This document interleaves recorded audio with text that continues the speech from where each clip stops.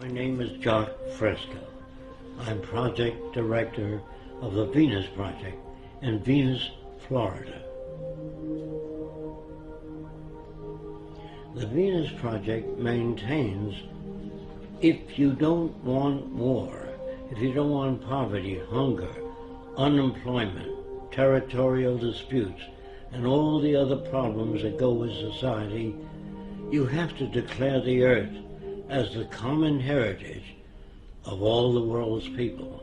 If you fail to do that, you'll have problems to the amount of events you don't want to change.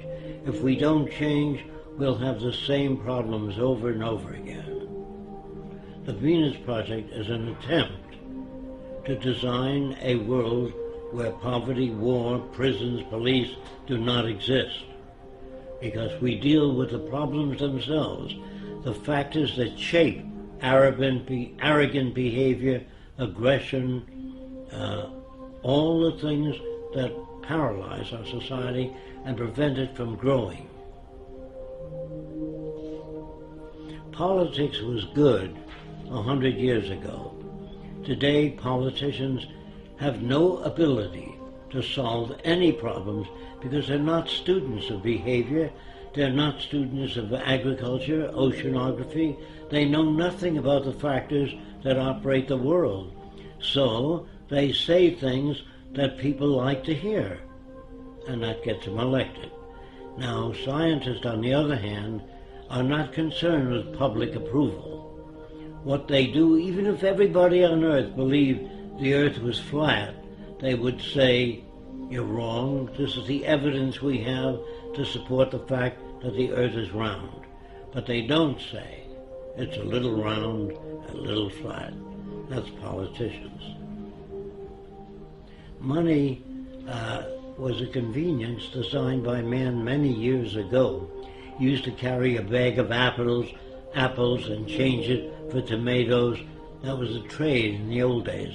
But when you invented money, it carried smaller particles, and it was easier to represent apples or tomatoes or eggs by giving a person a coin instead of bringing 50 eggs and chickens. Money represented a value agreed upon to diminish the lugging around of heavy objects. Later, it became the most corrupting medium in the world. It corrupted people. They paid each other off. If you wanted a congressman to act in your behalf, you put up a certain amount of money to help him get elected, and you owe that person a favor. And that's the same with the drug companies, the auto companies, the banks. All systems all over the world that use money are basically corrupt. Religion. In the old days, people could not account for natural events. They really know where all this came from, so they assumed there was a guy that lived up in the sky that made all these things. He made the earth. I think he took 6 days. On the 7th day, he rested. If it took 6 days, it means it was turning while he was making it, because you couldn't have a day. And that must be pretty rough to handle things while it's turning.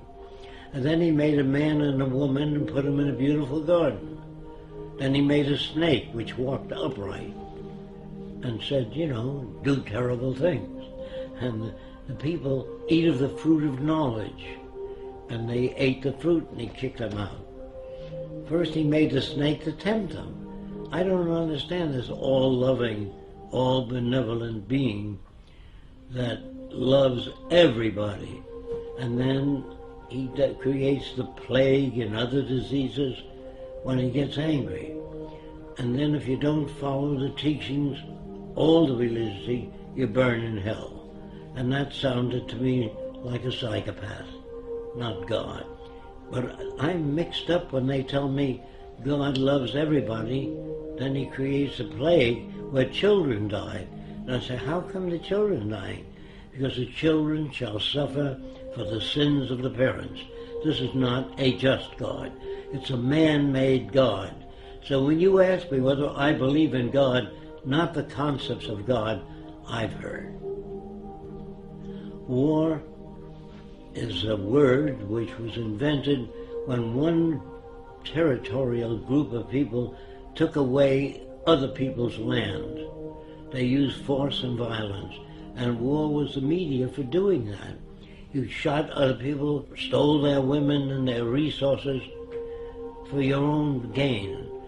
And nations have been at war ever since man invented weapons. And as long as you invent weapons, you can have war. And war is the means of protecting everything you've stolen from others. No nation starts out very big. They start out smaller and take land away from other people. And they don't take it by invitation. They weren't invited to take over the land. They took it by killing, force, and violence. And war is the most inappropriate way of solving the differences. That's why I'm against the Pentagon and the military, because they majorly should be concerned with how to bridge the difference and bring nations together toward a common purpose, namely taking care of the environment, one another, and restoring the damaged environment. That's what I'd like to see in military systems. I would like to see, instead of training millions of soldiers to be killing machines, I'd rather train them in being problem solvers. Send them back to school, teach them social science, social psychology, sociology, so they can add to the culture, not be destructive. But ask anybody, what does democracy mean? They think it means participation in government affairs. So I asked them, do you really believe in democracy? They always say yes. I said, did you vote for the space program? They said, no. Did you vote for the Vietnam War? No. Did you vote for the war now? No. Where the hell do you participate? That's an illusion given to people. They even pick the people you vote for to make sure they'll keep things as they are, the establishment. So they put them out there for you to vote for them.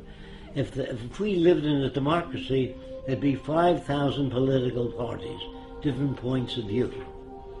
In a true democracy, you would have that. All points of view expressed on television and radio. It's up to you to turn it off.